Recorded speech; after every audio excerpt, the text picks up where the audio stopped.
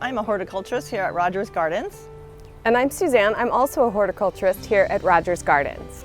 And today we're here to talk to you about garden pests. We're going to talk about the top 8 pests in your garden and how to control them. The first one we're going to start with is aphids. Aphids tend to be little green bugs that are on mostly new growth on your vegetables, your roses, and milkweed. And there's also snails. They're a big problem in a lot of gardens with too much water.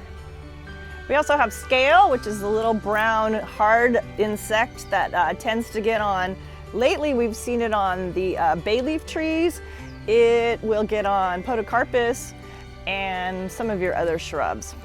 We also see a lot of caterpillars, especially at this time of the year. You need to be able to identify the good ones versus the bad ones that are on your tomatoes versus ones that are on your milkweed.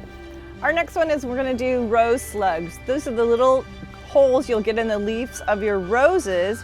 It's a fly that lays an egg, and it's a little green larva, and it'll lace out your leaves quite quickly. We also have white flies. Those are things, sometimes they look a little bit like a woolly aphid, but white flies will kind of lift off your plant when you walk by. They're pretty invasive. And then we have spider mites. Spider mites will make little tiny webs on your plants, and the leaves will look like they've been scratched up a bit. And our last bad pest is leaf miner. It affects citrus plants. It'll cause a curling of the leaf. It's always on new growth only. Curling of the leaf, and then if you look closely, you'll see little, they look like snail trails inside of it. It's very kind of meandering, and it comes from a moth laying its egg on the leaf. Then the egg kind of crawls through the leaf to the end and pops out as a moth. You rarely see either of these two pests, but you can see the damage every spring. And now we're going to look at some products to help you combat your pests.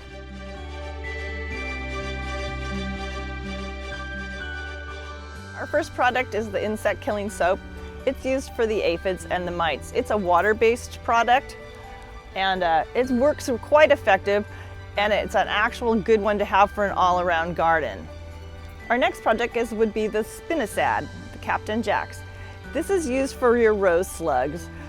You can use it as a preventative. You can spray it before you have them. The only drawback on this is that it needs to dry because it will kill bees if the bees land on it while it's still wet. So you want to spray it either really early in the morning or really late in the evening after the bees have gone home. Okay, our next product we have is takedown spray. This is an oil-based pyrethrin spray that is a good all-around when you have an infestation that's a little bit stronger than this insect killing soap. So you would use this on whitefly, it works quite well, scale, anything that needs to be smothered, mites. Really great to use on your edibles, and a good all-around spray if you need something a little bit stronger than the insect killing soap. And then our next product is Slug Out. This is an iron phosphate for your slugs and snails. It works quite effectively. It's a really safe product. You can use this around your pets. It won't hurt them. It's an organic product. And so you just need to use it about weekly. And there is a product called Sluggo Plus if you have those little roly-poly bugs. Our next product is BT. This is great if you have caterpillars or little green worms in your gardens. It's really great for tomato hornworms. In springtime, that is a huge plague with gardeners. You're going to want to spray this about once a month on your plants. It's great because it does last about 28 days. You don't need to get it on top and bottom because wherever the caterpillar eats, it will get into its system. Our next product is neem oil. It is a great pesticide, miticide, and fungicide. It is perfect for light infestations. It's an oil, so you want to spray it either in the early morning or late afternoon so it doesn't burn your plants, but it can be super effective, and of course, it's organic. So our next product is horticultural oil. This is going to be great for all of your edibles, your vegetables, your fruit trees, It is an oil-based spray, just like the neem oil, but it's going to be something that you can use all the way up to the day of harvest. Our next product are leaf miner traps. Citrus leaf miner is a big problem here, and one of the effective ways of controlling it is not necessarily to use a pesticide, but to use a pheromone trap. You're going to set these up in your garden as far away from your trees as possible, and it's going to lure the citrus leaf miner moths away from your tree into this trap. So effectively killing them, but not necessarily using a spray on your trees.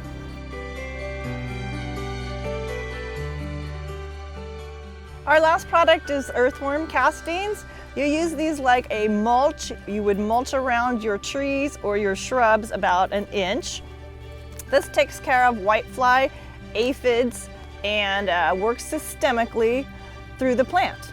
So it's going to actually work through the roots of the plant. You're going to put it on the soil, it's going to work its way through into the roots, and then it's going to slowly work its way through the plant so that the bugs don't like the taste of the plant anymore. Okay, we believe that the organic gardening methods that we use here are good for the environment and for your soil. It also will help keep the garden pests down. It will. You don't want to bombard your garden with a lot of synthetic chemical pesticides, because you're going to kill the good bugs with the bad bugs, and that's not beneficial to your garden. You also want to be careful to not kill bees, because everybody knows about the bee issue. You want to be kind to bees. You want to invite the pollinators into your garden. If you have fruit trees, you need bees in there. Rogers Gardens brings beauty into your home and garden.